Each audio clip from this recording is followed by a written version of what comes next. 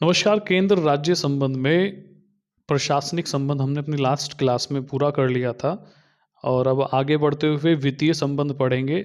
वित्तीय संबंध संविधान के भाग 12 में पढ़ा जाता है। केंद्र राज्य संबंध में दो भाग पढ़े जाते हैं, 11 और 12। जब हमने 11 पढ़ा तो उसमें हमने विधायी संबंध और प्रशासनिक संबंध पढ़े। अब वित्तीय संबंध संविधान के भाग 12 में पढ़ा जाता है।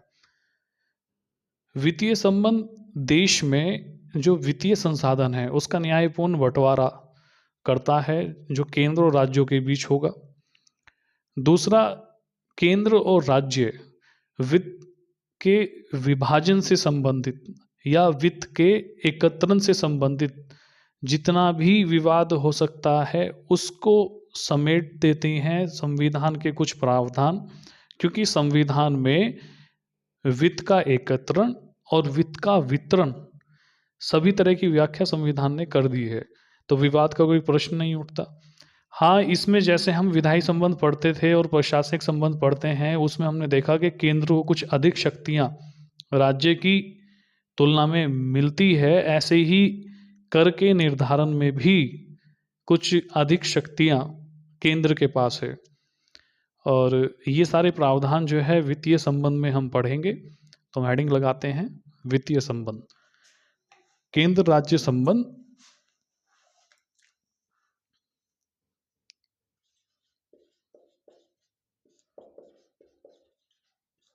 केंद्र राज्य वित्तीय संबंध।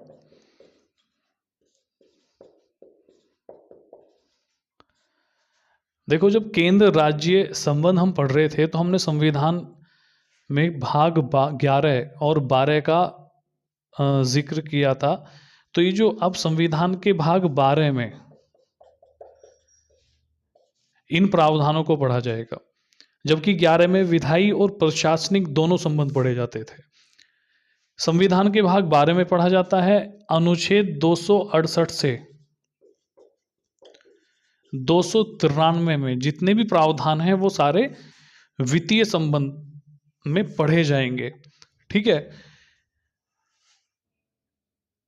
वित्तीय संबंध की आवश्यकता संविधान सभा को क्यों पड़ी संविधान में लेने के लिए? तो इसमें सबसे सीधा और आसान सवाल यही है कि जो वित्तीय संसाधन है, वित्तीय संसाधनों का न्यायपूर्ण वितरण या बंटवारा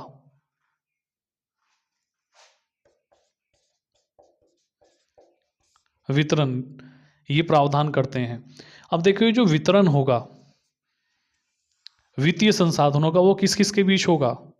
वो केंद्र सरकार और राज्य सरकारों के बीच होगा। ठीक है। जो वित्तीय संसाधन है भारत में उसका बंटवारा केंद्र सरकार और राज्य सरकारों के बीच होगा। जहां विवाद हो सकता था वो विवाद ना बने, पहले ही संविधान में वो प्रावधान डाल दिए गए हैं। कैसा विवाद? अब देखो, हम जब पढ़ते हैं हमने सुना है कि जो वित्त है, वित्त आधुनिक प्रशासन का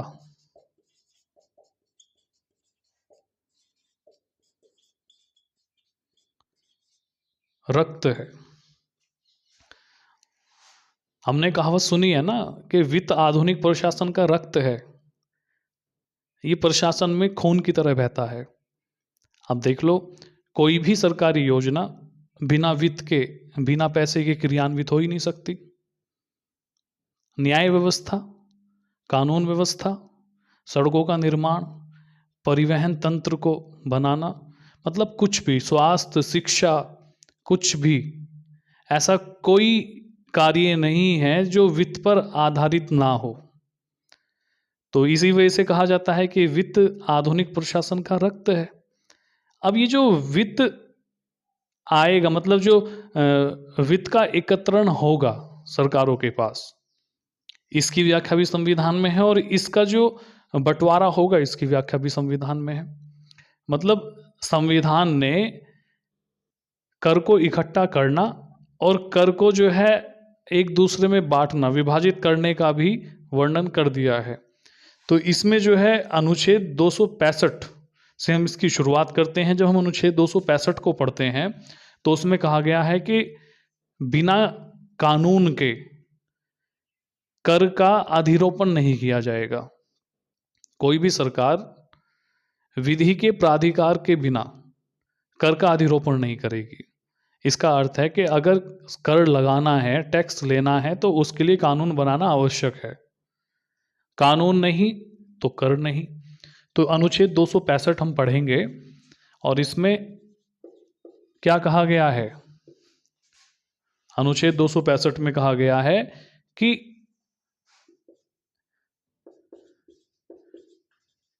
विधि के प्राधिकार के बिना या विधि के प्राधिकार के अंतर्गत ही के द्वारा ही कर लगाया जा सकेगा।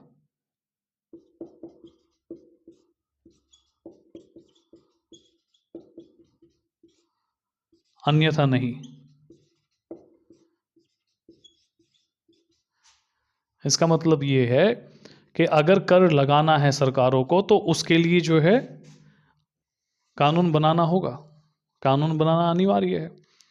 अनुच्छेद 265, अनुच्छेद 265, अनुच्छेद 266 में संचित निधि, 267 में आकस्मिक निधि और उसके बाद 268 में जो है हमारे प्रावधान शुरू हो जाते हैं वित्तीय संबंध के। तो इसको जो है ऐसे ही लिखो। उसके बाद आगे अब जो कर का निर्धारण है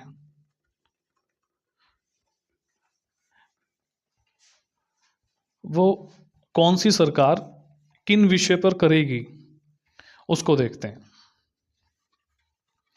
देखो, जब हम जैसे हमने विधायी और प्रशासनिक संबंध पढ़ा ऐसे ही है, बस इसमें वित्त है। वहाँ एक जगह विधि का निर्माण करने वाले थे, एक जगह जो है विधि को क्रियान्वित करने वाले थे। अब जो है वित्त से संबंधित प्रावधान है बस। तो संविधान के द्वारा ये पहले ही तय कर दिया गया है कि जो कर का निर्धारण है वो कौन सी सरकार कौन से विषय पर करेगी। तो इसके लिए हम क्या पढ़ते हैं? इसके लिए हम पढ़ते हैं कि संघ सूची पर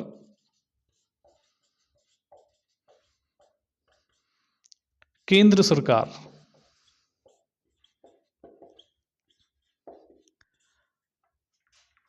कर निर्धारण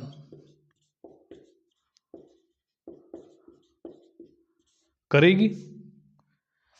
ऐसे ही राज्य सूची पर राज्य सरकारें कर निर्धारण करेगी।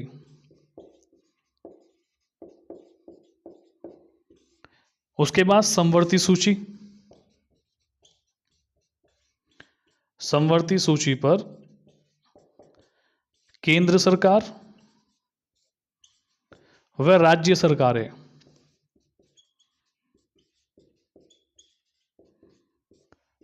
कर निर्धारण करेगी। अब ये वही ऐसी ही तो व्यवस्था है जब हम विधायी संबंध पढ़ रहे थे कि कानून कौन सी सरकार किन विषय पर बनाएगी, कि भी संघ सूची में आने वाले विषय पर कानून बनाएगी केंद्र सरकार। संघ सूची में आने वाले विषयों पर कार्यकारी शक्ति का विस्तार, यह कार्यकारी शक्ति किसे होगी? केंद्र सरकार को होगी, मतलब प्रशासनिक संबंध। ऐसे ही संघ सूची में ऐसे विषय जिन पर कर लगाया जा सकता है उसका निर्धारण कौन करेगा? केंद्र सरकार करेगी। सारी बातें ऐसे ही राज्य सरकार के संबंध में है। राज्य सरकारें भी उन्हीं विषय पर कानून मतलब कर लगा सकेगी जो राज्य सूची में आते हैं। समवर्ती सूची में आने वाले विषय पर केंद्र और राज्य दोनों मिलकर कानून मतलब कर लगाते हैं, कानून बनाते हैं और प्रशासनिक कार्य को क्रियान्वित करते हैं। लेकिन कर से संबंधित कोई भी प्रावधान समवर्ती सूची में 2016 के बाद आया है। उससे पहले समवर्ती सूची थी नहीं इस विषय में। केवल संघ सूची थी और राज्य सूची थी। समवर्ती सूची में जो विषय लिया गया है जिस पे केंद्र और राज्य सरकारें दोनों मिलकर कानून बनाती है वो जीएसटी है।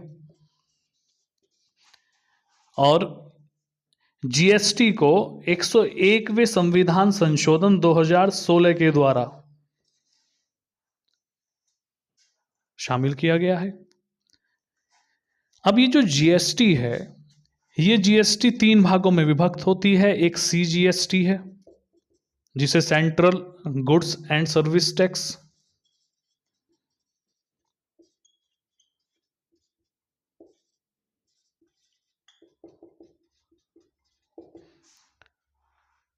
ये किसका क्षेत्राधिकार है? केंद्र सरकार का। दूसरा SGST, state goods and service tax,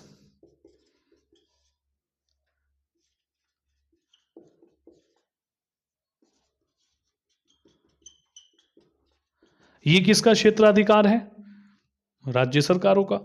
एक तीसरा है integrated goods and service tax, IGST,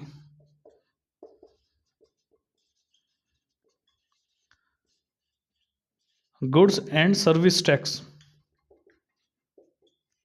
इस पे जो है केंद्र और राज्य दोनों मिलकर कानून बनाते हैं। ठीक है। तो वित्तीय संबंध में समवर्ती सूची का प्रावधान 2016 के बाद आता है। 101वें संविधान संशोधन 2016 से जीएसटी को शामिल किया गया। और जीएसटी एक ऐसा विषय है जिस पे केंद्र सरकार और राज्य सरकार दोनों मिलकर कानून बनाती है। जीएसटी को 3 भागों में विभक्त किया गया है। सीजीएसटी सेंट्रल गवर्नमेंट का क्षेत्राधिकार है, एसजीएसटी स्टेट गवर्नमेंट का क्षेत्राधिकार है, आईजीएसटी सेंटर और स्टेट दोनों मिलके काम करते हैं इस पर।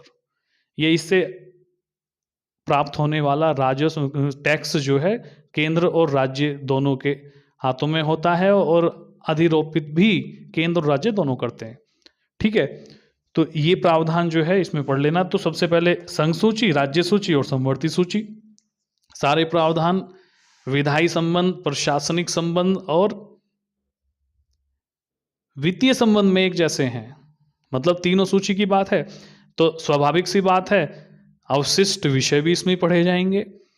ऐसे विषय जो ना राज्य सूची में है, ना केंद्र सूची में है, ना ही समवर्ती सूची में है। अब उन विषय पे कर लगाने का अधिकार किसका होता है?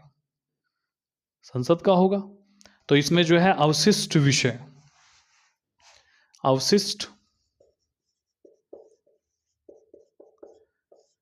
अवशिष्ट विषय पर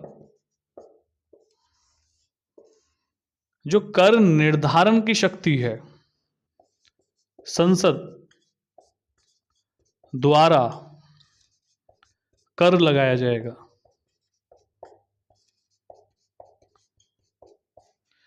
कौन लगाएगा कर? संसद लगाएगी। अब इसमें 3 पढ़े जाते हैं। सबसे पहला जो है मतलब जो अवशिष्ट विषय है उसमें 3 कर पढ़े जाएंगे। सबसे पहला गिफ्ट टैक्स, उपहार कर, इसको जो है संसद लगाएगी। दूसरा है एक्सपेंडिचर मतलब व्यय कर, इसको भी संसद लगाएगी, अवशिष्ट विषय में आते हैं। ठीक है। और तीसरा है संपदा, वेल्थ टैक्स, इसको भी संसद लगाएगी। तो अवशिष्ट विषय में 3 टैक्स, एक तो व्यय कर, एक उपहार कर और एक संपदा। इन तीनों टैक्स को केंद्र सरकार के द्वारा लगाया जाएगा, है ना।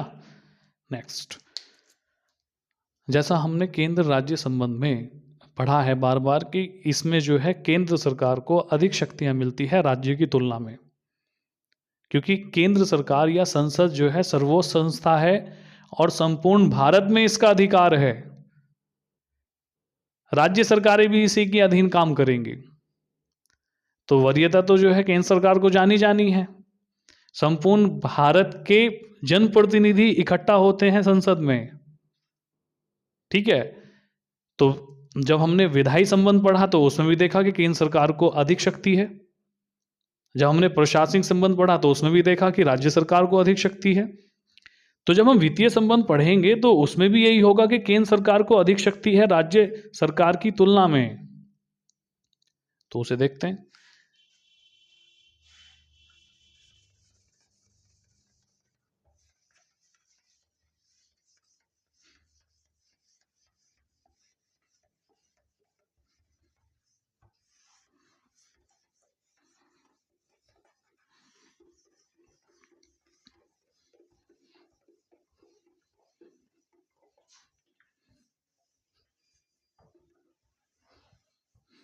देखो, संसद के द्वारा मतलब संविधान के द्वारा राज्य विधान मंडलों पर कुछ प्रतिबंध लगाए गए हैं कर के निर्धारण से संबंधित।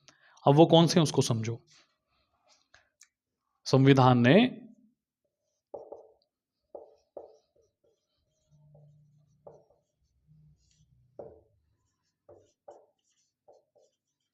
राज्य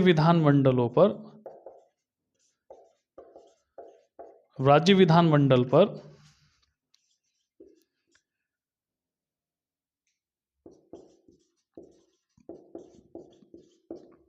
कर निर्धारण से संबंधित कुछ पाबंदियां या प्रतिबंध लगाए हैं। अब जैसे सबसे पहला है कि जो व्यवसाय कर है,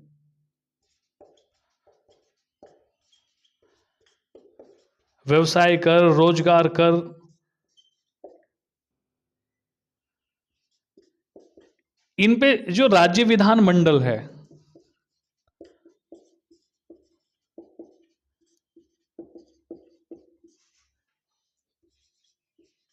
₹2500 प्रति वर्ष से अधिक कर नहीं लगाएगा। राज्य सरकारें व्यवसाय कर पर, रोजगार कर पर ₹2500 प्रति वर्ष से अधिक का कर नहीं लगाएगी। तो प्रतिबंध हो गया ये, एक जो है दायरा खींच दिया संविधान ने। अब मूलतः संविधान में ये कभी 250 हुआ करता था, ₹250 प्रति वर्ष। 60वें संविधान संशोधन 1988 के द्वारा इसको 250 से बढ़ाकर ₹2500 प्रति वर्ष कर दिया गया। तो मूल संविधान में ये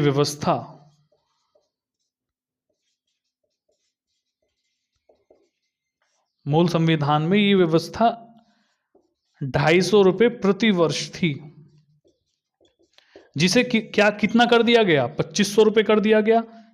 और कौन से संविधान संशोधन के द्वारा किया गया?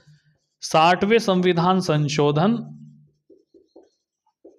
1988 के द्वारा 250 से ₹2500 प्रति वर्ष कर दिए गए। तो एक तो प्रतिबंध ये हो गया। नंबर नेक्स्ट क्या होगा?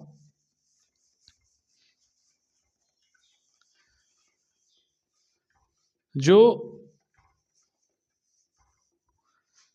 राज्य विधान मंडल हैं, राज्य विधान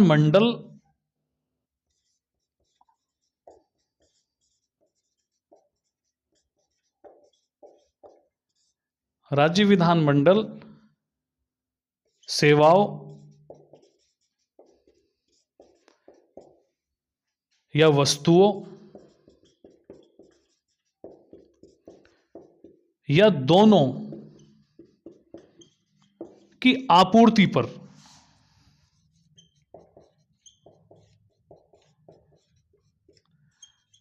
कर नहीं लगाएंगी। ठीक है, सेवाओं वस्तुओं की आपूर्ति पर राज्य विधान मंडल कर नहीं लगाएंगी। कौन सी दशा में नहीं लगाएंगी? तो इसमें जो है दो चीजें पढ़ी जाती हैं। सबसे पहला है कि अगर राज्य के बाहर सेवाओं और वस्तुओं का क्रय विक्रय हो रहा हो, यदि राज्य के बाहर सेवाओं आपूर्ति के लिए, राज्य के बाहर आपूर्ति के लिए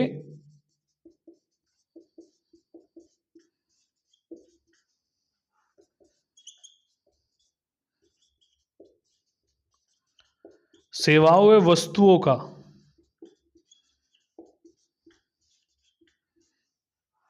क्रय विक्रय हो रहा हो तो राज्य सरकार कर नहीं लगाएगी। अब इसको समझो, जैसे जो है उत्तर प्रदेश और महाराष्ट्र के मध्य आपूर्ति को लेकर वस्तुओं और सेवाओं का क्रय विक्रय हो रहा है और बीच में मध्य प्रदेश आ गया। अब मध्य प्रदेश से होकर उत्तर प्रदेश अपना क्रय विक्रय कर रहा है और मध्य प्रदेश से ही होकर महाराष्ट्र उत्तर प्रदेश में अपना क्रय विक्रय हो रहा है। तो ये मध्य प्रदेश को कोई अधिकार नहीं होता कि इस पर कोई कर लगाएगा। कितने टैक्स देंगे फिर? तो ये पाबंदी इसमें याद रखना। तो संविधान सभा के द्वारा राज्य विधानमंडल पर कुछ पाबंदियां लगाई गई हैं कर के निर्धारण से। सबसे पहले तो हमने पढ़ा ही था, व्यवसाय कर हुआ, रोजगार कर हुआ, ये 2500 रुपये प्रति वर्ष होगा, इससे अधिक नहीं लगाएगी राज्य सरकारें। दूसरा प्रतिबंध संविधान सभा ने कर निर्धारण से संबंधित राज्य पर लगाया है कि आपूर्ति के लिए अगर वस्तुओं और सेवाओं का क्रय विक्रय हो रहा है राज्यों के बाहर तो राज्य सरकार कर नहीं लगाएगी। यही बात जो है आपूर्ति के लिए अगर सेवाओं और वस्तुओं का आयात निर्यात होता है तो भी सरकारें कर नहीं लगाएंगी। तो इसमें दूसरी बात लिखना, कहां लिखें दूसरी बात? ऊपर लिखते हैं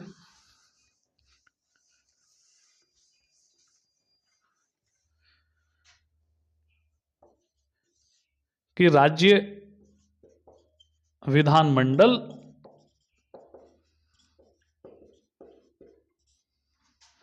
आपूर्ति के लिए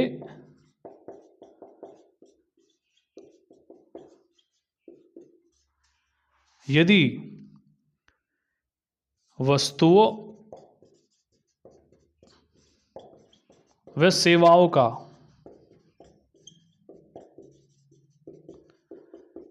आयात निर्यात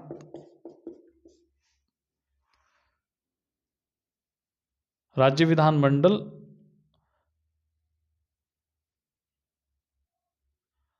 आपूर्ति के लिए वस्तु व सेवाओं का आयात निर्यात पर कर नहीं लगाएगी। यानी इसे हम दूसरी भाषा में समझ सकते हैं कैसे, कि अगर कोई ऐसा आयात निर्यात हो रहा है जो आपूर्ति कर रहा है वस्तुओं और सेवाओं की, तो उसमें भी कोई राज्य सरकार कर नहीं लगाएगी। अब उसमें वही बात है कि उत्तर प्रदेश से कोई सामान जो है महाराष्ट्र के बंदरगाह तक पहुंचता है या गुजरात के बंदरगाह तक पहुंचता है, तो बीच में आने वाला कोई भी राज्य, अब ये यूपी से होके गुजरेगा महाराष्ट्र में, या ये यूपी से होके ये राजस्थान से होके गुजरेगा गुजरात में। तो ऐसा नहीं होगा कि ये बीच वाले जो राज्य हैं जहां से ये माल ले जाया जा रहा है, लाया जा रहा है, कर लगाए। ठीक है, इसी में ये बात ध्यान रखना कि इस संबंध में जो कर लगाने की शक्ति होगी वो संसद को होगी, ना कि राज्य विधानमंडल को। तो जो वस्तुएं और सेवाओं की आपूर्ति से संबंधित कोई भी प्रावधान अगर कोई करेगा या कोई कानून बनाएगा तो वो संसद होगी, सिर्फ राज्य नहीं होंगे। उसके बाद इसमें नेक्स्ट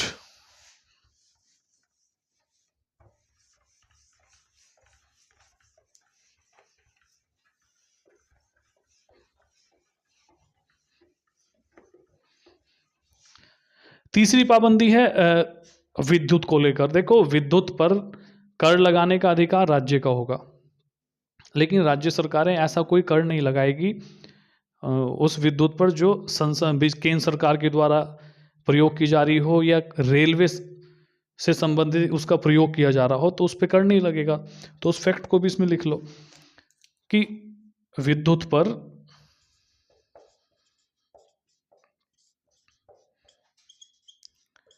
कर निर्धारण राज्य विधानमंडल कर सकेगा। राज्य विधानमंडल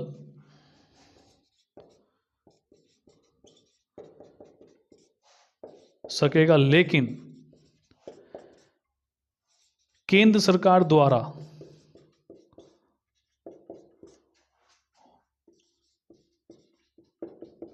विद्युत बिजली उपभोग पर कोई कर नहीं लगाया जाएगा।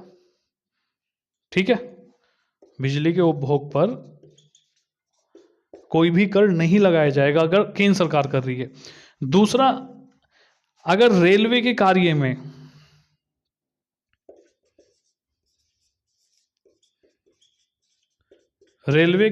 में विद्युत का उपयोग हो रहा है तो उसमें भी जो है राज्य सरकारें कर नहीं लगाएंगी। तो इस तरह के प्रतिबंध संविधान ने राज्य सरकारों पर लगाए हैं। अब इससे आगे की जो प्रावधान है उसे हम अगली क्लास में पढ़ेंगे। तब तक के लिए नमस्कार, धन्यवाद।